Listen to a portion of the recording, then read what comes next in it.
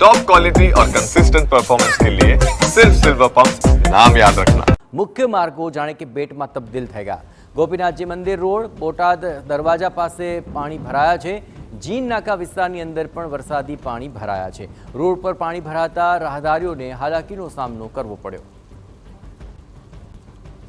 તો અહીં શહેરના મુખ્ય માર્ગો ઉપર જુઓ વરસાદ બાદ જે પરિસ્થિતિ છે ઠેર ઠેર પાણી ભરાયેલા છે। શહેરના માર્ગો જળબંબાકારની પરિસ્થિતિનો સામનો કરી રહ્યા છે અને આ પાણી માહોલમાંથી રાહદારીઓ પસાર થવા માટે મજબૂર છે। વાહન ચાલકો અટવાઈ રહ્યા છે। ટુ વ્હીલર ચાલકોની હાલત પણ કફોડી બની રહી છે।